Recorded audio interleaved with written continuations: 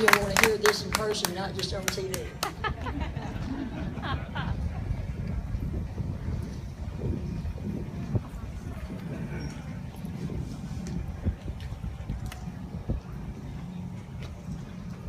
Blue lives matter, police lives matter, law enforcement lives matter in America.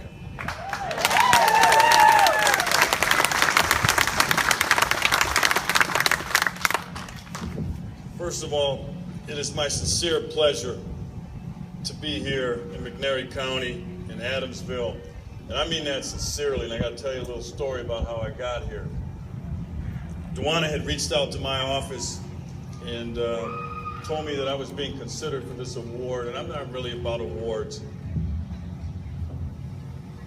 And my staff that works very hard, I'm all over the country now.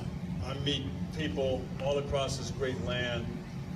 My favorite places to go are not the big cities of LA and Vegas and New York and DC and Chicago, and I've been to all those places. My favorite places to visit in America are the rural areas, the towns, country, because that is where true Americans reside. That's where true Americans work hard every day to raise their families, to do it the right way, to believe in America and what it has to offer, and to keep this country strong for the next generation of people. And right now, our American culture is under assault. It's from a number of sources. So when my staff showed me the email from Duana and asked if I'd be willing to come down and accept this award, my staff said no. They play a role in this because they do all the preparation.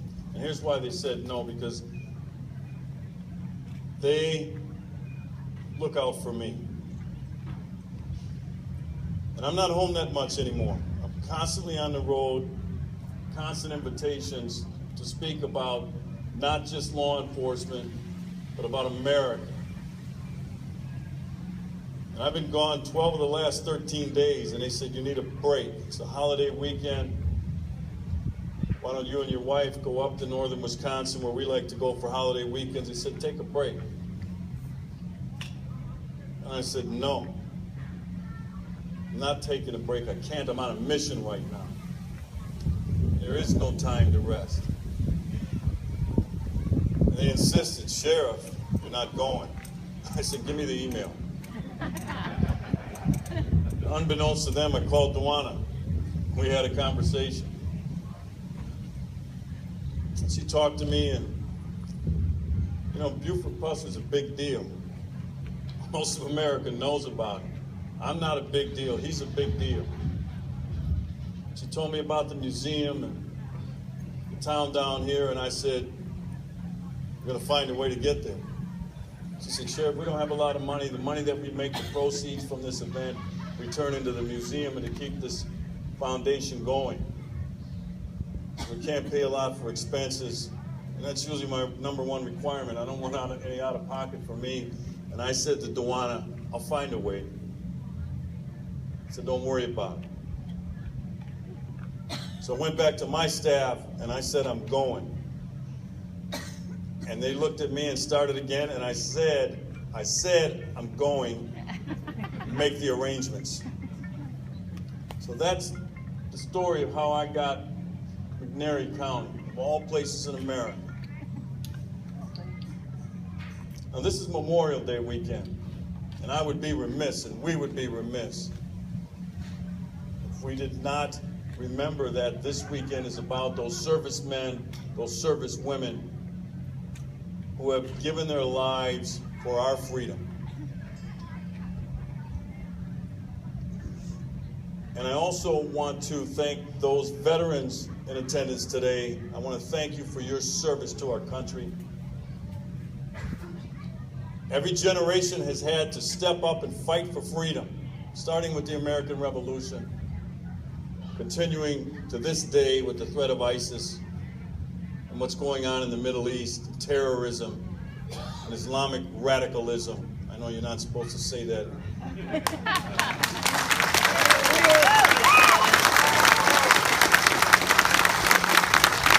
people have answered the call, our servicemen and our servicewomen, to sacrifice a lot. And that's why when I hear people say to me, Sheriff, you're my hero, while I'm humbled by that, I'm not a hero. I'm a public servant. I serve people. And I just want to be a foot soldier in this fight for freedom. The real heroes in the United States are servicemen and servicewomen. Our real heroes are our law enforcement officers. Those are the heroes, folks.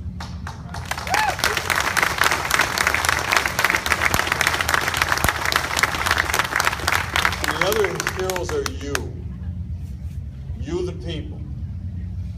Because that's what this whole thing that we call this experiment in self-rule is all about. We the people, you the people. And you elect certain people. We have a representative democracy, a constitutional republic. We elect people to go and serve you, and sometimes people forget about that. And they start to serve themselves, and they start to serve special interests. And I've never forgotten that. I'm on your side in this fight. I represent you.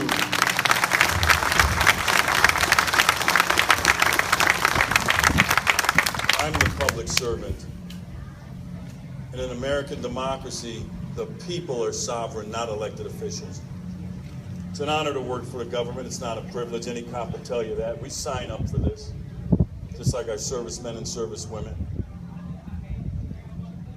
Right now, our law enforcement officers all across this country are under siege.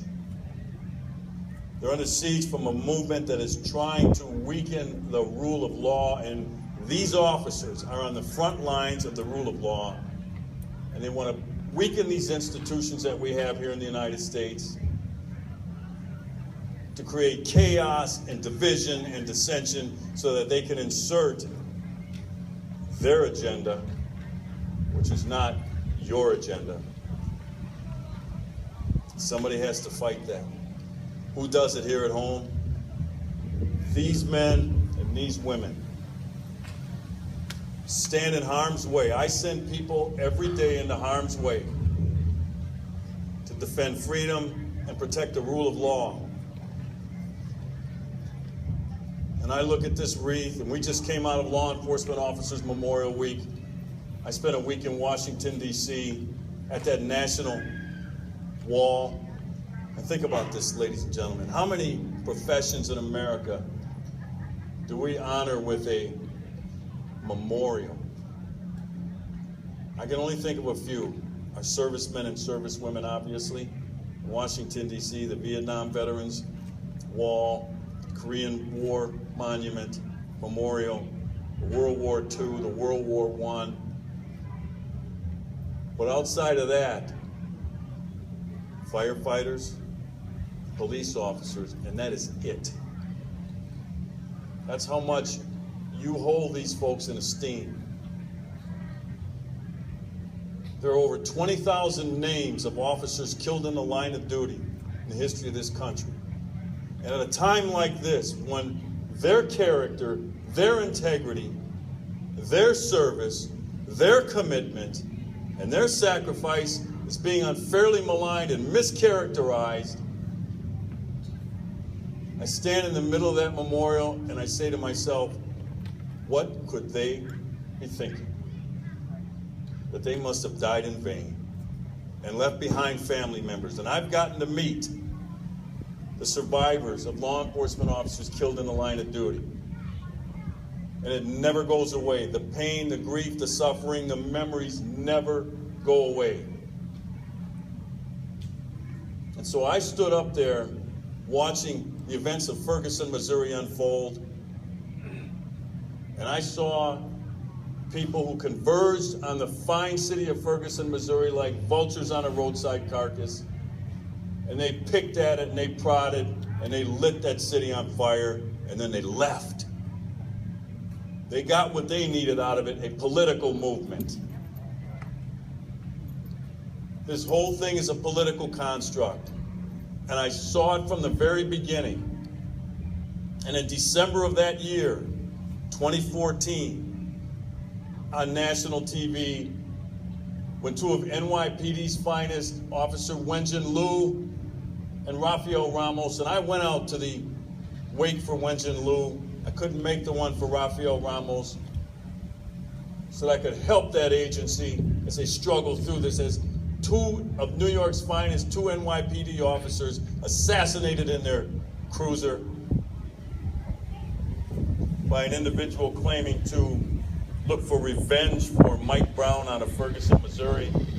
And I said, war has been declared on the American police officer. Somebody pick that up, please. And of course, the critics laughed and they said, that's over the top. What are you talking about? But ladies and gentlemen, I've studied this movement. This movement goes back to the 1960s. And it stems out of the Students for a Democratic Society, a leftist organization, a socialist organization that declared war on the American police officer in the 1960s. I do my history.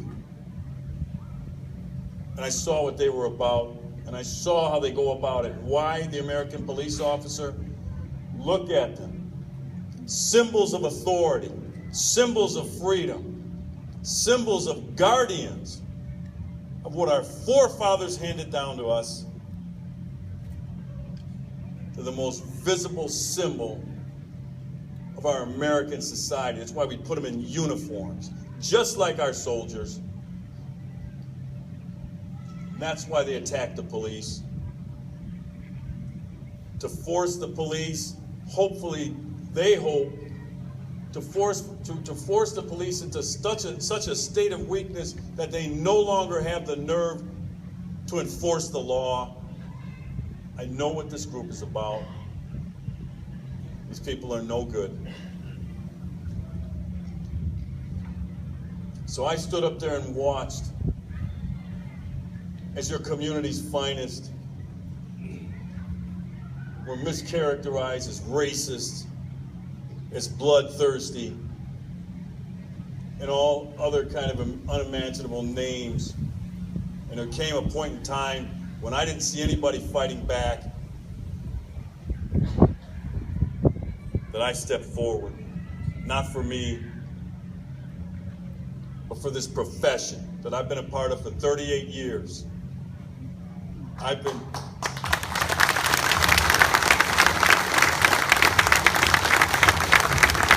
for 38 years, I've had the honor of serving my community to make it a better place, to make it a safer place. That's why I say it is an honor, a privilege to work in this profession. It's not a right. You know, sometimes in life, you're thrust into moments of crisis. Some people rise to that moment, some don't. And I felt I was thrust into this position, and I had some platforms, cable TV, national TV, to get this message out, to defend this profession that is such an integral part to our American democracy.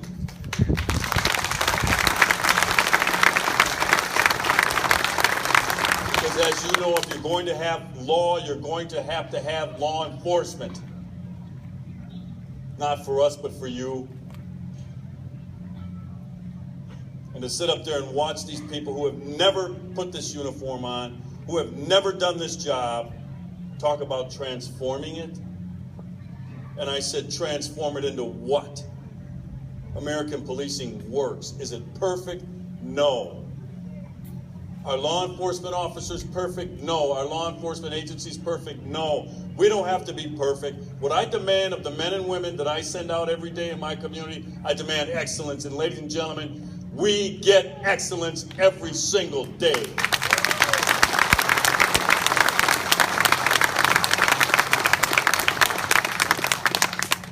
So I stepped forward and took on this task that I have redefined. It's a mission now.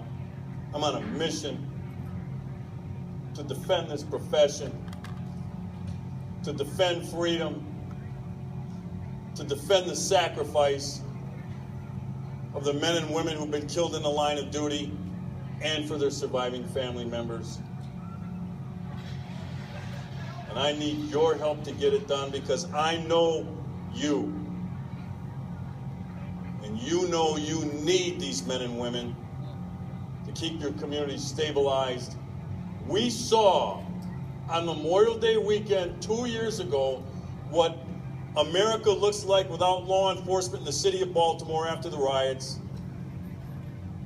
When the police had stepped back, not out of shirking their duty, because their political leaders had failed them. 37 dead and many more wounded by gunfire in the great city of Baltimore. One weekend, ladies and gentlemen. That's what America looks like without these fine men and women. It's not pretty. I don't want to be a part of it. And I don't want to live there.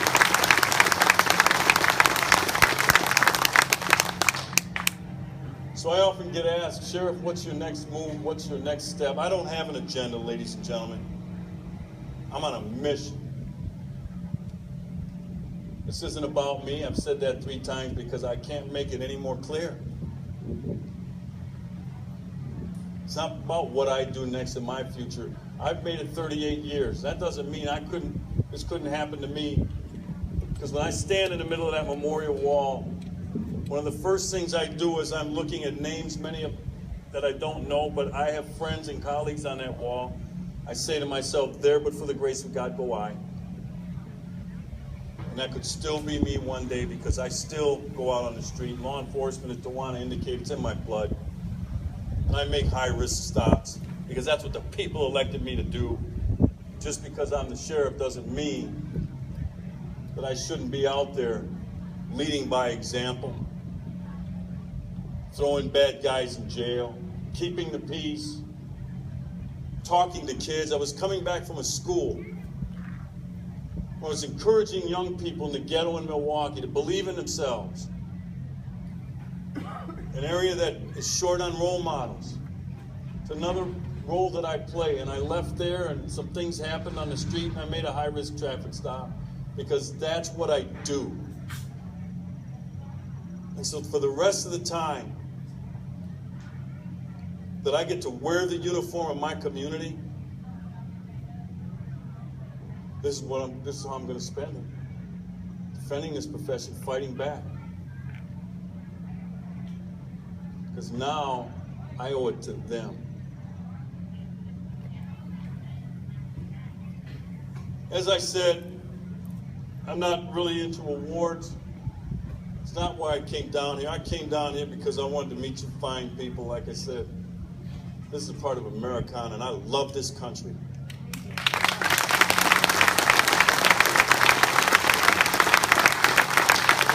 Even with all its shortcomings, you think about the history of this country, even with all its shortcomings, I wouldn't want to live anywhere else.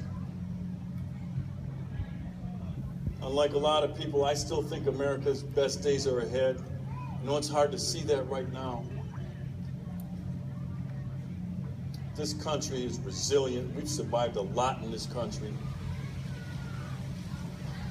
And we will survive this. We won't survive this because of the political class. I remind people, this isn't about the next president of the United States. We'll survive this because of you. Because I see America rising up right now and saying, that's it. We want our country back.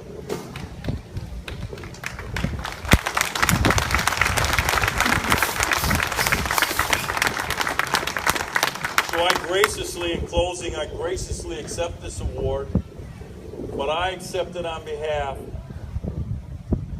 of every law enforcement officer in America, present, past, and future. Ladies and gentlemen, God bless you, and may God continue to bless the United States of America. Thank you very much.